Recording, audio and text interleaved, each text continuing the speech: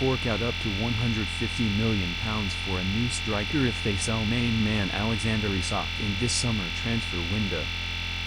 The Magpies have been inundated with interest for their Swedish striker to the point where it is becoming increasingly more difficult to hold on to him. All summer long, the number 14 has been linked with a move away from St James Park, with Liverpool the front-runners for his signature. In the latest development, the Toon turned down a £100 million bid from the Reds, Sky Sports, as they struggle to keep their 2024-25 top goal scorer on Tyneside. Eddie Howe has been eyeing up replacements for the 25-year-old, including Yoane Wissa of Brentford and Benjamin Sesko of RB Leipzig.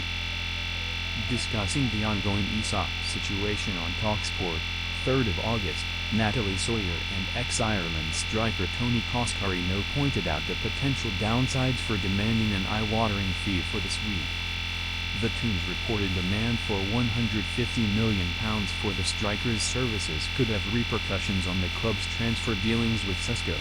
Sawyer said, "Other clubs who are like RB Leipzig are looking on thinking, hang on, if you're Newcastle going to get £150 million or £130 million for Alexander Isak, we don't just want to get £70 million, we're going to hold you to ransom a little bit, surely. That's inevitable, isn't it?" Given that the Magpies are amongst Man United and other clubs interested in the Slovenian, Coscarino added, "Newcastle know that they are going to have to push it a bit harder. Man United have made their interest quite clear. There's more than one party involved in this. There's probably 3, maybe 4 teams who are going will take him. Sesko, if the price is right, we can do the deal, they'll go for him. You're going to have to pay top dollar for him. You're not getting him cheap." Coscarino highlighted that Leipzig's Sesko will not be sold at a low price. Newcastle in a lose-lose situation with Isak and Sesko. Football Insider verdict. Regardless of whether the Toon's sensational striker stays or goes, Howe is in an extremely tricky spot. If the Swede ends up staying after the club rejects bid after bid, there is a chance the number 14 plays half-heartedly in order to try and force a move in January.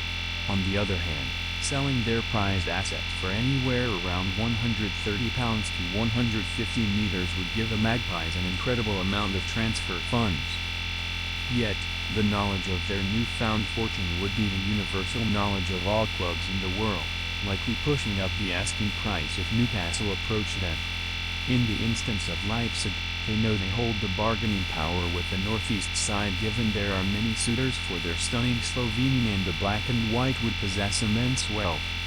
This could lead to an inflated fee being paid, which would harm the ex-Bournemouth boss's transfer dealings, a situation the club's hierarchy must avoid at all costs. Historically, when a club has sold a star player, they have been forced to fork out amounts way above the original asking price. For example, when Tottenham sold star man Gareth Bale to Real Madrid for £85. 3 meters, BBC Sport. The Lily-White signed Premier League flops Roberto Soldado and Eric Lamela for more than £50 million combined. The pair endured woeful top-flight careers and were worth far less on the basis of their poor performances.